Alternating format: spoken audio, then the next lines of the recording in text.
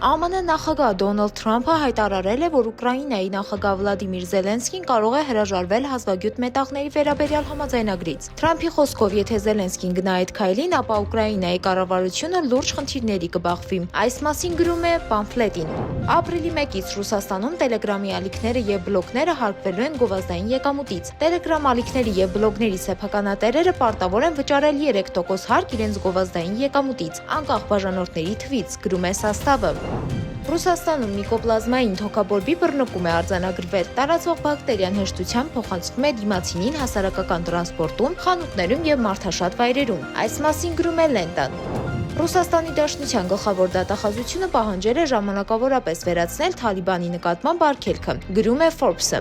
Իլոն Մասկի Neuralink ընկերությունը պատրաստվում է առաջին անգամ մարդու մեջ տեղադրել PlanSight անունով տեսողական իմպլանտը, որը նախատեսված է տեսողությունը վերականգնելու համար նույնիսկ ամբողջությամբ կուրացած մարդկանց մոտ։ Այս մասին գրում է Economic Times-ը։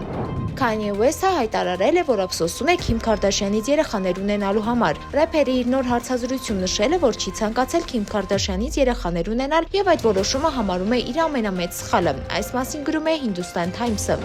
Ռուսաստանի կոմունիստական կուսակցությունը 2024 թվականի դեկտեմբերին ներկայացրել էր օրենքի նախագիծ, որով նախատեսվում էր ամբողջությամբ արգելել վեյփերի եւ դրանց հեղուկների վաճառքը։ Սակայն Ռուսաստանի Դաշնության կառավարությունը չի աջակցել այս նախաձեռնությանը, գրում է RIA-ն։ Ղազախստանի իշխանությունները արգելափակել են OnlyFans հարթակը, պատճառաբանելով, որ այն տարածում է ոչ բարոյական բովանդակություն, նպաստելով արժեհամակարգի խաթարմանը։ Այս մասին գրում է Լենտան։ Ռուսաստանի արտակարգ իրավիճակների նախարարությունը անօդաչու թռչող սարքեր կօգտագործի քաղաքացիներին վերահսկելու համար, որպեսզի նրանք խորոված չպատրաստեն արգելված վայրերում, գրում է Լենտան։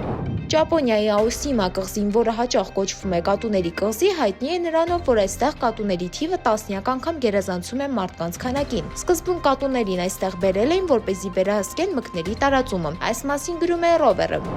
Ֆրանսիայի ծայրահեղաճ կուսակցության ազգային հանրահավաքի առաջնորդ Մարի Լը Պենը դատապարտվել է 2 տարվա ազատազրկման։ Դատարանը նրան մեղավոր է ճանաչել Եվրամիության միջոցները չարաշահելու մեջ։ Այս մասին գրում է BBC-ն։ Մյանմարում 7.7 մագնիտուդ ուժգնությամբ երկրաշարժից ավելի քան 2000 մարդ է զոհվել։ Փրկվածների որոնումները շարունակվում են, գրում է BBC-ն։ Որոշում կայացնելը երբեմն անհնար է թվում։ Վերլուծական պարալիզ այսպես են անվանում այն իրավիճակը, երբ վախը կամ անորոշությունը խանգարում են որոշում կայացնել։ Վերլուծական պարալիզի հիմնական պատճառներն են տեղեկատվության շատ կամ պակաս լինելը, սխալվելուց վախը, ընտրության հետևանքների անորոշությունը, գրում է Forbes Life-ը։